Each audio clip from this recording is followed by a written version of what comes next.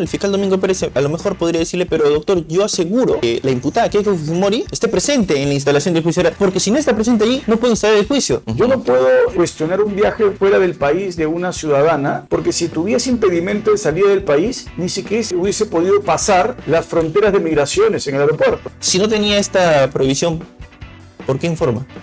Esa es una pregunta muy buena que usted hace. ¿Por qué? Yo creo que eso es conveniente, no hubiese evitado en todo caso estas dobles interpretaciones, que aquí se expresa de manera escueta, lacónica, sí o no.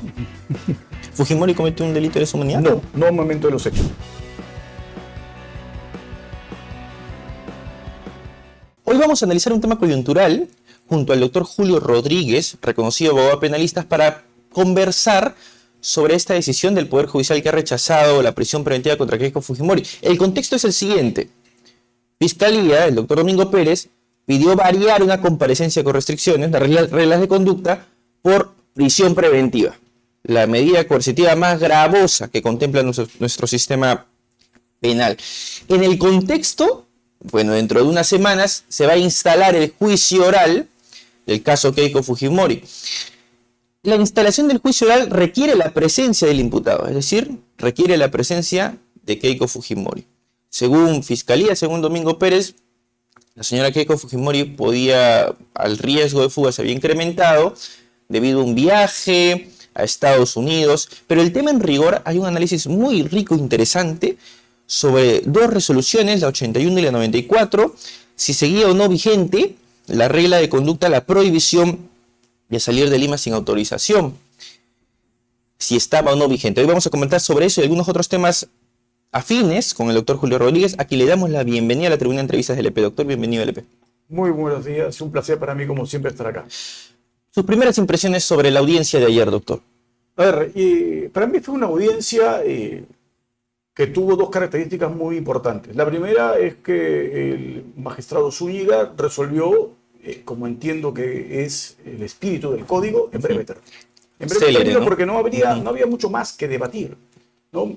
Y lo segundo que yo quedé como mensaje detrás de es, creo que a veces las solicitudes de prisión preventiva de la Fiscalía se están convirtiendo especie de batallas pírricas que no se centran en el meollo, que es buscar un objetivo de fondo que para mí es o condeno o pierdo en juzgamiento un proceso.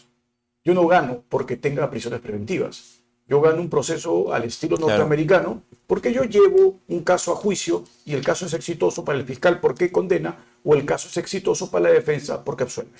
Sobre eso que menciona, de hecho, alguien podría decirle, o Fiscalía, ¿no? El fiscal Domingo Pérez a lo mejor podría decirle, pero doctor, yo aseguro que la imputada Keiko Fujimori esté presente en la instalación del juicio oral, porque si no está presente allí, no puede instalar el juicio. Se frustra. Claro, pero es obvio que las medidas coercitivas de carácter personal tienen una gradación. Y esa graduación depende de la naturaleza del caso, de las circunstancias del caso y también seguramente valorar las condiciones del sujeto. Hasta el momento no existe ningún tipo de dato objetivo. San Martín es bien claro, lo dice así. Yo no puedo presumir, yo no puedo hacer conjeturas, yo no puedo tratar de comportarme como una especie de ágora para ver qué es lo que va a hacer el imputado. Y como yo creo que hará determinado acto de perturbación o de fuga del procedimiento, le doy prisión preventiva. No, datos objetivos y fácticos. Y evidentemente, desde mi perspectiva, el requerimiento de la Fiscalía no tenía un solo dato objetivo y fáctico que le permita al magistrado Zúñiga haber resuelto en forma distinta. Hay que explicarle a las personas asuntos de índole procesal para que puedan dimensionar esta noticia, que a lo mejor se ha informado en otros medios de comunicación sin entrar al detalle, sin explicar con rigor jurídico algunos tópicos interesantes y necesarios para entender esta coyuntura. Primero, Keiko tenía comparecencia con restricciones, tenía que cumplir reglas de conducta. Correcto. De manera muy escueta, ¿qué son las reglas de conducta? ¿Qué tenía que cumplir? ¿Qué es una comparecencia? La comparecencia es una medida coercitiva y es la regla del proceso según San Martín. Todo procesado debe asumir el proceso en libertad bajo comparecencia simple. Esa es mi regla. Mi primera excepción a la regla es la que tenía Keiko, comparecencia con restricciones. ¿Qué significa? Un nivel mayor de restricciones a la libertad. La persona tiene que dar cuenta de sus actividades, el registro biométrico, ¿no? La persona tiene que adicionalmente no variar el domicilio sin darle cuenta al juzgador previamente. En su oportunidad puede incluso no salir de determinada localidad, lo que no necesariamente puede implicar un impedimento de salida del país, que también puede ser dado durante una restricción a la libertad del sujeto. Esa es la comparecencia con restricciones, que ya es una excepción a la regla, que es la comparecencia simple. Y la excepción de la excepción, como dicen todos los procesalistas, el carácter excepcionalísimo lo tiene la prisión preventiva. Cuando tu medida coercitiva tiene que ser de tal magnitud como usted lo acaba de decir, la más gravosa, porque no tengo otra alternativa para asegurar los fines del proceso que aquella persona esté restringida en su libertad en un establecimiento penitenciario.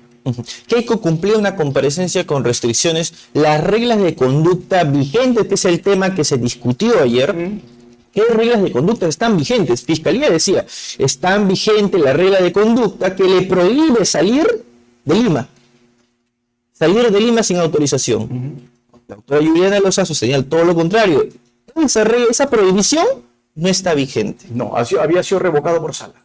Por el mismo juez, y por el mismo juez, que ayer resolvió el caso. Y confirmó Sala. Confirmó Sala la medida en donde la ciudadana Fujimori podía desplazarse fuera de Lima y podía hasta salir del país, obviamente. Pero no tenía impedimento. Y aquí hay un dato importante, ¿no? Porque a veces los medios no van al meollo, como usted dice, sino se equivocan. Yo no puedo cuestionar un viaje fuera del país de una ciudadana, porque si tuviese impedimento de salida del país, ni siquiera se hubiese podido pasar las fronteras de migraciones en el aeropuerto. Entonces, ¿cómo yo voy a cuestionar que una persona salga del país teniendo un impedimento cuando formalmente ningún ciudadano del Perú puede salir de nuestras fronteras cuando tiene impedimento de salir del país? Migraciones no autoriza la salida. Entonces ya ahí uno puede comenzar a percibir y darse cuenta que ese pedido iba camino al fracaso. Porque yo no puedo cuestionar que una persona esté fuera del país diciendo que no podía salir cuando obviamente, de haber sido así, hubiese sido imposible que, vuelvo a repetir, por aeropuerto alguno, por control migratorio alguno de territorio nacional, esta persona no podría haberse desplazado. Vamos a pasar a examinar ese tema porque en su momento Keiko Sofía Fujimori tenía impedimento de salida del país. Hubo un momento clave en donde le levantan el impedimento de salida del país, aludiendo de que ha disminuido este peligro procesal. Correcto. Pero, cerrando el paréntesis, ¿por qué se produjo esta confusión? Porque hubo dos resoluciones importantes, de 84 y la 94, me parece que creo que es 81 y 94. 81 94, correcto. 81 y 94, pero hubo en ese interín decisiones en torno a las reglas de conducta que provocaron que, bueno, que al final el fiscal cogiera una interpretación, desarrollara una interpretación afín a su posición, a lo que él sostiene, y se genera este clima de expectativas en la ciudadanía. No queda para muchas personas claro todo esto. No queda claro, lamentablemente, porque yo tengo una lectura de que la Fiscalía y el equipo de Lavajato apuesta siempre por las prisiones preventivas más que los procedimientos de fondo. Y acá estamos ante un caso que para el Ministerio Público se ha convertido evidentemente en emblemático, es el proceso del famoso caso Cócteles. Sí. Y este caso se ha convertido en la obsesión del equipo especial en la medida en que busca, de todas formas, tener a la ciudadana Fujimori privada de su libertad dentro del enjuiciamiento. Pero es una interpretación, creo que no la haría un alumno de Derecho de primer ciclo, en el sentido de lo hecho por Pérez. Y me refiero por qué razón. Porque yo tengo como regla básica en el derecho, no solo en el derecho penal, lo que se llama sucesión temporal. Si yo tengo una medida, ¿no es cierto?, esta famosa disposición primera, la 81, y después tengo la 94, ya es evidente que la 94 es posterior.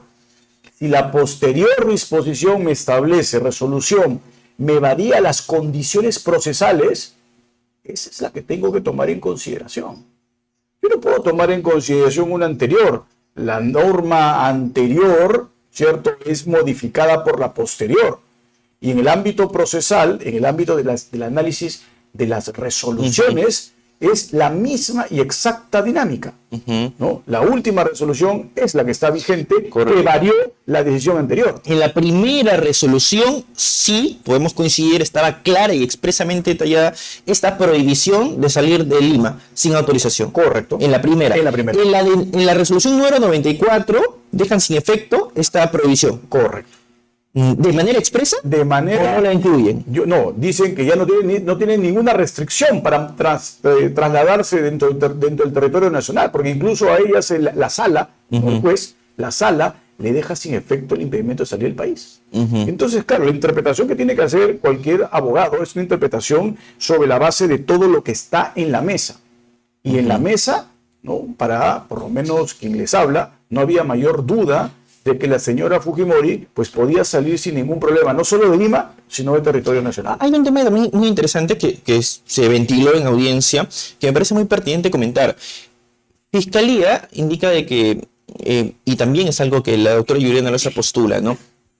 A ver, efectivamente a la señora Keiko Fujimori se le retira esta prohibición de salir de Lima, pero ella continúa declarando, no pidiendo autorización, sino informando a dónde se está yendo fuera de Lima. Entonces, mi pregunta es, y es importante aclararlo, ¿no? Si no tenía esta prohibición, ¿por qué informa?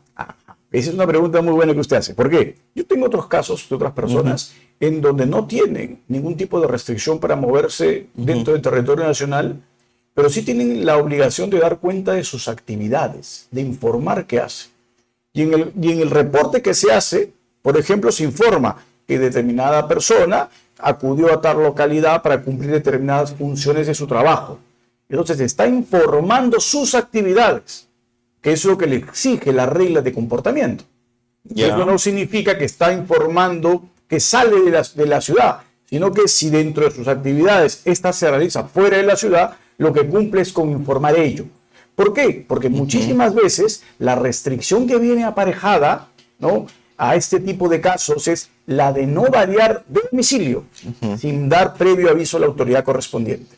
Entonces, si uno va a salir de su domicilio, hace razón, ¿no?, informar que va a estar fuera de su domicilio, pero por breve término, para cumplir funciones laborales, para cumplir vacaciones o viajes de carácter personal que tenga que realizar el investigado. Una pregunta, doctor. ¿Fiscalía pudo haber solicitado un apercibimiento en lugar de pedir la variación de comparecencia con restricciones a prisión preventiva? Perfecto, su pregunta otra vez. ¿Es posible eso? Yo entiendo, y mi interpretación ha sido siempre clara, es que cuando uno cambia de medida y pasa a una medida menos lesiva y que se ha establecido en la decisión que la varía, que en caso se incumplan las reglas, podrá ser revocada la medida, obviamente yo creo que esto tiene que ser gradual. Es decir, se le tiene que apercibir a la persona y señalándole claramente, usted queda apercibido de que ha incumplido la regla. Incumplida que esté la regla la siguiente vez, la medida será revocada. ¿Por qué? Porque el sistema de justicia no debe operar como una especie, ¿no es cierto?, como se decía en la literatura, ¿no? El juez no es un perro cancerbero. No, el juez no es eso, es un juez de garantías. Sí. Y el juez de garantías tiene que tratar de proteger el bien jurídico más importante que tenemos después de la vida en el Estado de Derecho, la libertad. Entonces, ese comportamiento para mí es de acorde al rol de garantías y de la mano de la Constitución. Para que quede claro, un apercibimiento es una advertencia. Una advertencia. Ojo, yo te puse reglas, incumpliste la regla y te estoy haciendo efectivo mi apercibimiento. ¿Esto qué significa? La siguiente vez ya no te voy a amonestar, entre comillas, por haber incumplido. La siguiente vez te revoco.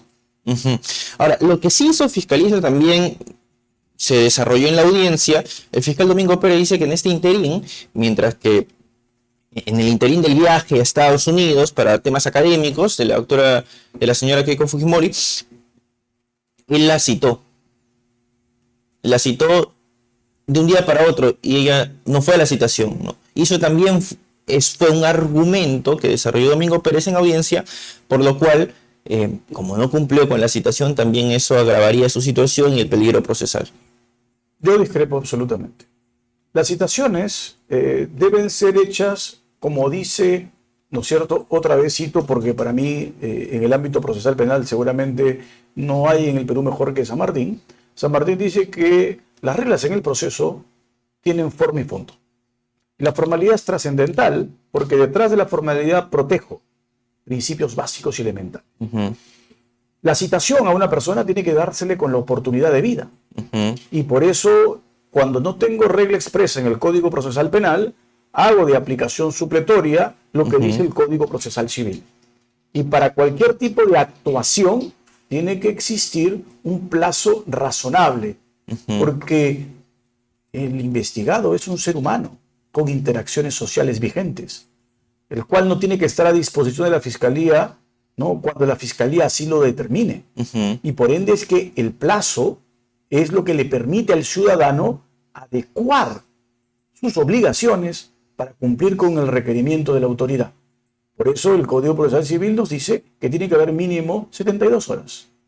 Yo cito de un día para otro, no estoy cumpliendo el plazo y estoy resquebrajando la forma que me protege el fondo, los principios básicos del Estado de Derecho.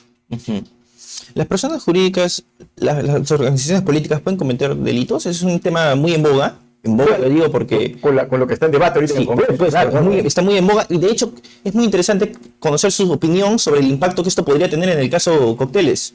Claro, es que, mire usted lo que han hecho. La norma no dice que las personas jurídicas queden excluidas de la responsabilidad penal. Debate que ha sido en el ámbito del derecho penal económico muy duro, sino lo que dice son los partidos políticos. Entonces, lo que hay que valorar y colocar en la balanza no es simplemente a la persona jurídica como tal, sino el rol que cumple el partido político como tal.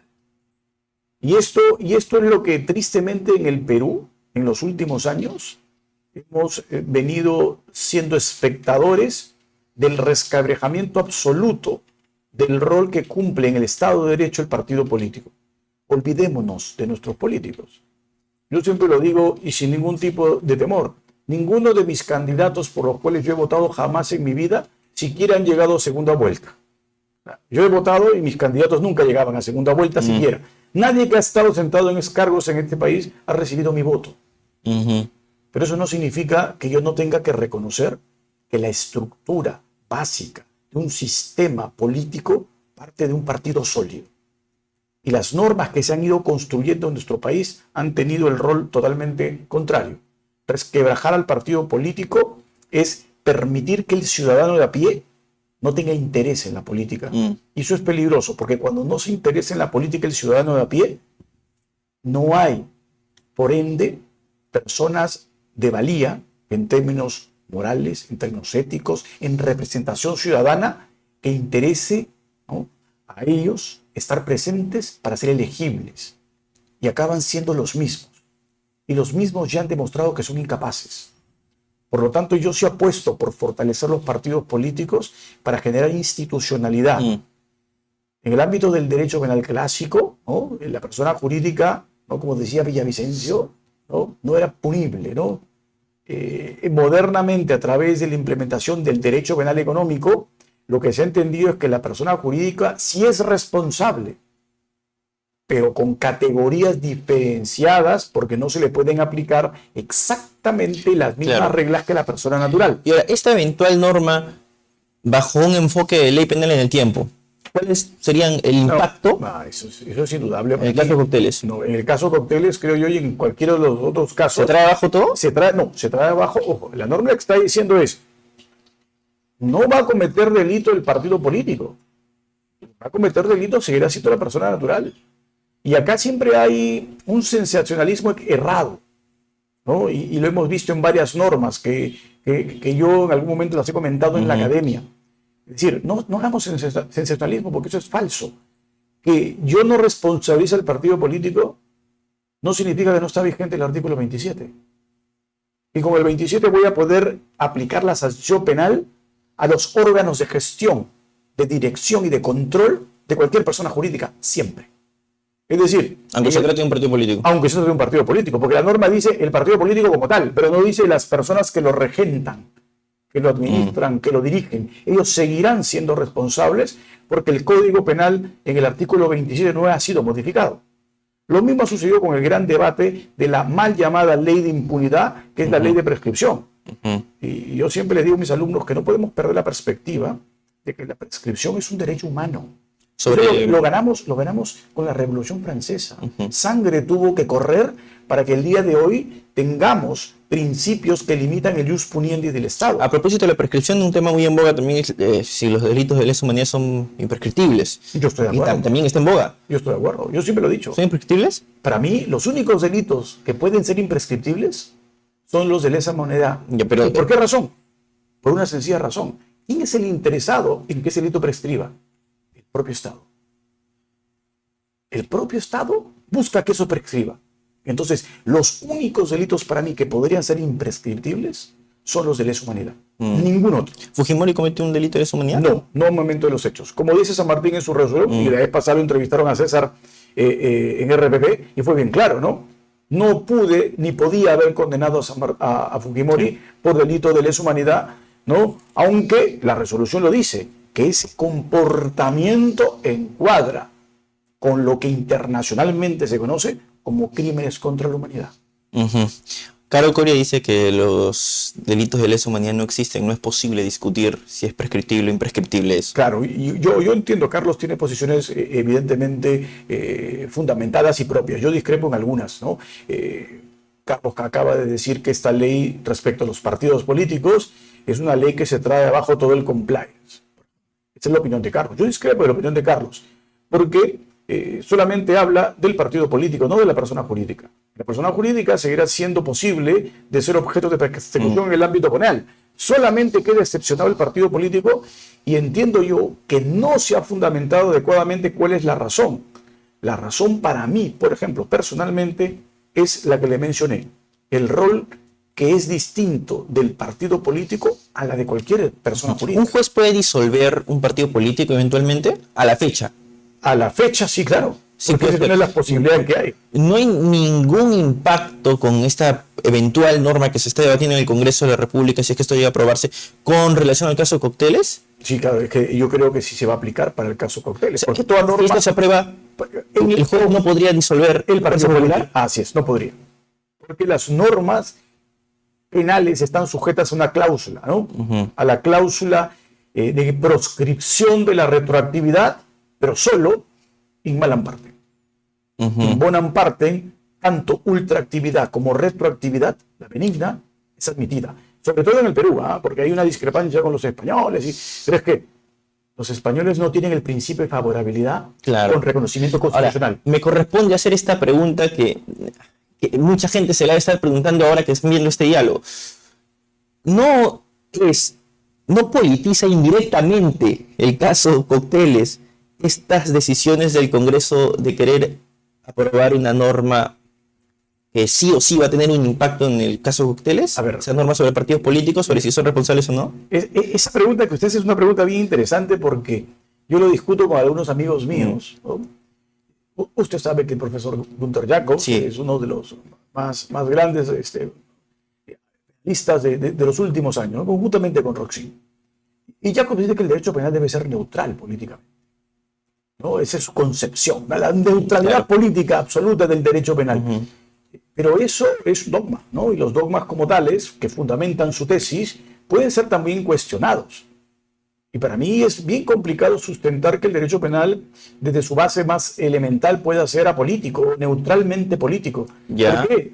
Porque quien decide si es delito un comportamiento y le aplica una pena es el más político de los poderes, el Congreso.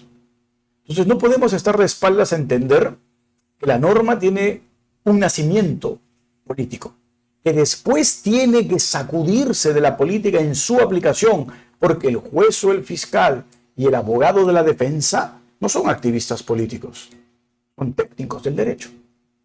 Pero su nacimiento, sin ninguna duda, es político. Por lo tanto, la respuesta a su pregunta, sí, la norma tiene un nacimiento político, obviamente, no puede no tenerlo. Más aún, si lo que está detrás de esa norma es regular si se le aplica o no se le aplica determinadas consecuencias jurídicas a un partido político. ¿Qué más político que ello? Pero una vez que la norma ya queda promulgada, Ujú. abogado, juez y fiscal tienen que dejar hacer activismo. Mm. Porque eso sí contamina. O Y eso sea, sí genera confusión. eventualmente, si esto se aprueba, un juez podría hacer control difuso sobre esa norma. Ah, claro, tiene derecho. Mm. Yo siempre lo digo, derecho, control difuso. ¿No estaría actuando como un político? No, estaría actuando de acuerdo a la Constitución. El juez puede decir, para mí esa norma es Inaplicar la norma. inaplicar para el caso concreto porque es inconstitucional. Acuérdese usted que el grado de motivación, ¿no?, que tiene que tener un juez para dejar de aplicar una norma es superlativo. Sí, eso es Mire, cierto. y mire lo que ha venido pasando, porque esto es interesantísimo. El análisis académico nos lleva siempre a discusiones que son cautivadoras. Yo lo comento con mis alumnos, ¿no? El famoso acuerdo plenario de la prescripción de la Corte Suprema, ¿no?, que decían que no debería tomarse en cuenta la famosa ley mal llamada Soto, la ley que establece las reglas de prescripción. Sí. Mire lo que ha pasado.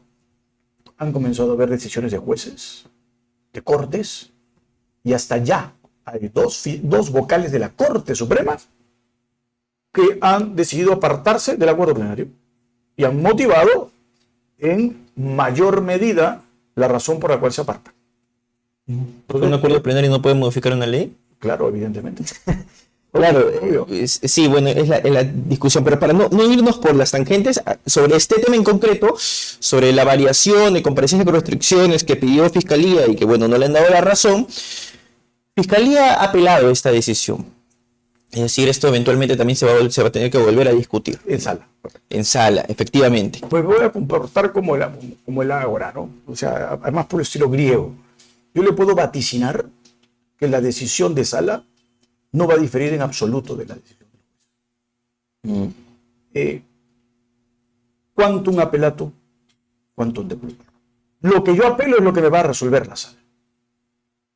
Y los argumentos que ha plasmado en audiencia el fiscal en su pedido, que ha oralizado, son los argumentos que tendrá que utilizar para poder, ¿no?, hacer valer su derecho a la sala.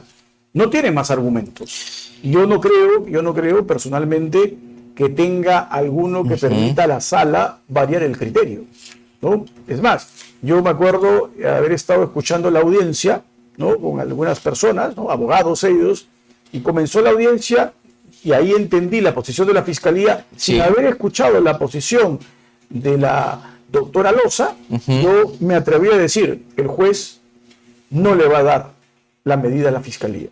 Y en ese mismo orden de ideas, yo le puedo decir, de lo escuchado en audiencia, el fiscal no puede introducir nuevos elementos.